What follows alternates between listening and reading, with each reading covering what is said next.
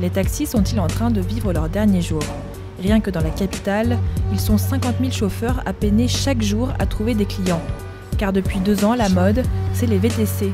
Aujourd'hui, 2 millions de Français empruntent régulièrement des voitures avec chauffeur pour se déplacer. Uber, Allocab, Snapcar, Hitch, Le Cab, les applications pour VTC se sont multipliées et ont ringardisé les taxis. Le taxi, c'est démodé, Uber, c'est moins cher. Et c'est payé direct, alors que le taxi, on monte dedans, on ne sait pas pour combien on va en avoir. Enfin, il nous dit, allez, 100 balles, tiens.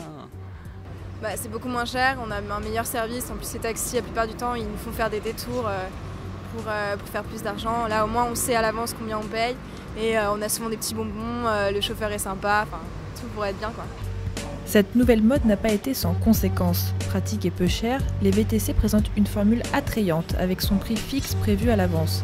Les Français prennent aujourd'hui 5 fois moins le taxi et en 3 ans, leur chiffre d'affaires a baissé de 15%. Une concurrence estimée déloyale qui a poussé les taxis à la révolte l'année dernière.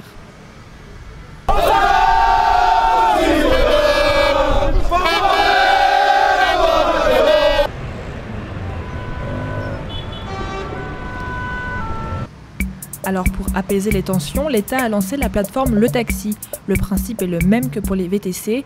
Le client commande un taxi via une des applications proposées par le site. Mais la réalité est-elle la même que sur le papier? En théorie, le client télécharge une des applications et son taxi arrive. En pratique, celle-ci fonctionne mal et peu de taxis connaissent la plateforme. Moi, je suis chauffeur de taxi, je reçois rien. Je reçois rien chez moi, même les nouvelles lois ou etc. Par l'État ou la préfecture, je reçois rien. On sait rien. Pour promouvoir leur application Taxi Paris, ça n'existe pas.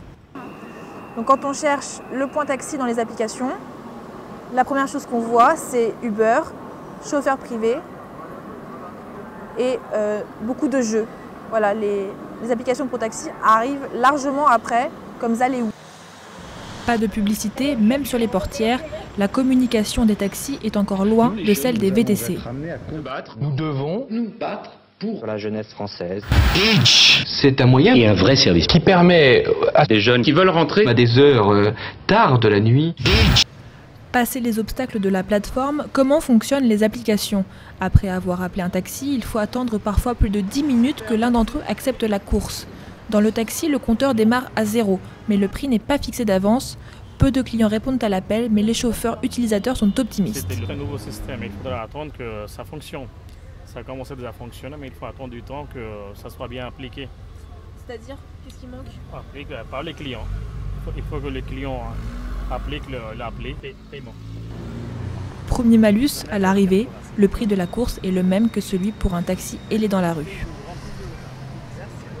La plateforme Le Taxi n'est pas là pour régler l'ensemble des problèmes des taxis vécus aujourd'hui.